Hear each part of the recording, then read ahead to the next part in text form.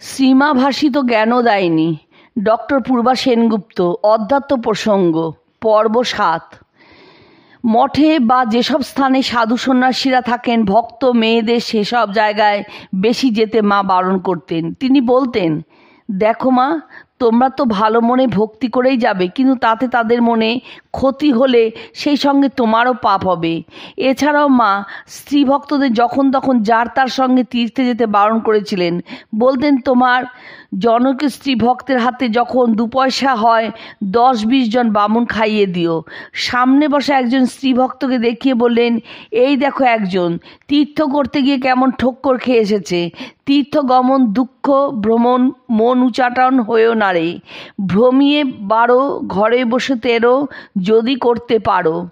এক সন্ধ্যায় কামিনী ঝি যখন মায়ের হাঁটুতে বাতের তেল মালিশ করছিল, তখন মা বললেন, দেহ একটি, দেহি একটি, দেহি সব শরীর জুড়ে রয়েছেন, তাই পায়ে ব্যথা। যদি এখান হাঁটু থেকে মন তুলে নিই তাহলে আর বেদনা নেই।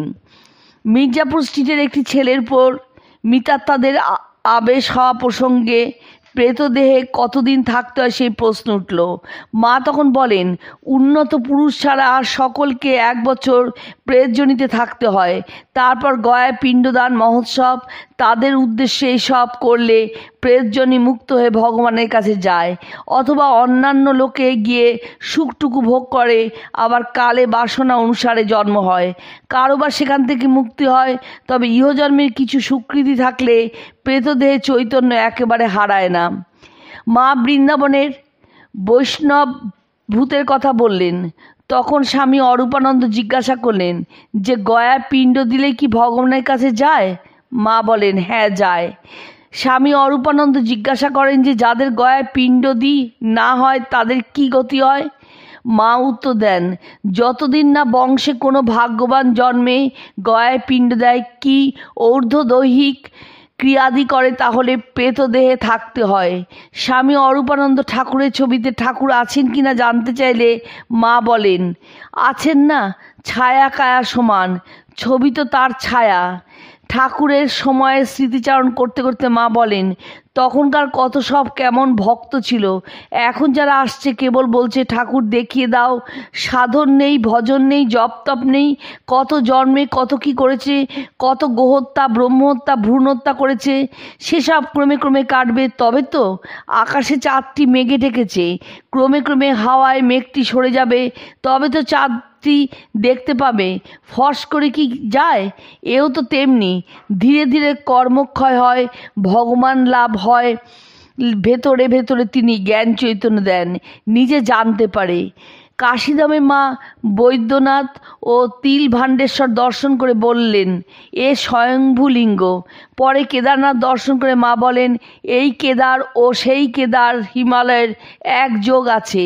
একে দর্শন করলেই তাকে দর্শন করা হয়। বড় জাগ্রত। বিশ্বনাথকে রোজ সকালের স্পর্শ করার সম্বন্ধে মা বলেন, পাণ্ডাগুলো টাকার জন্য ওরূপ ছুতে দেয়। কেন ছুতে দেওয়া? দূর থেকে দর্শন করলেই তো হয়। যত লোকের পাপ এসে লাগে, কত অসৎ চরিত্র, নানা রকমের লোক সব ছোঁয়। প্রসন্ন মামা একদিন শ্রীসীমাকে বললেন যে, তার কৃপায় কেউ কেউ মুক্তি পাচ্ছে, আর তার নিকট আত্মীয়রা কি চিরদিন এমনি থাকবে? মা উত্তর দিলেন, ঠাকুর যা করবেন তাই হবে। আর দেখো, শ্রীকৃষ্ণ রাখাল বালকদের সঙ্গে কত খেলেছেন, হেসেছেন, বেরিয়েছেন, তাদের এঁটো খেয়েছেন, কিন্তু তারা কি জানতে পেরেছিল কৃষ্ণকে? জনৈক ভক্ত জানতে চায় যে, যারা খুব গরিব, কাশী কি অন্য ধামে যেতে পারে না, তাদের ওই রকম ফল আর কিসে হয়? মা বললেন, কেন?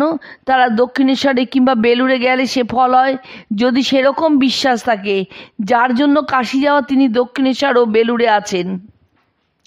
জনৈক ভক্ত বলেন, স্বামীজিকে ও ঠাকুরকে দেখবার সৌভাগ্য হয়নি। মা বলেন, ভক্তি করে ডাকো, সকলকেই পাবে। আমি বলছি, তোমরা ধন্য যে এমন সময় জন্মেছ, তার লীলা খেলা দেখার সময় এখন। শ্রদ্ধা ও ভক্তির চোখে দেখলে সবই সহজ।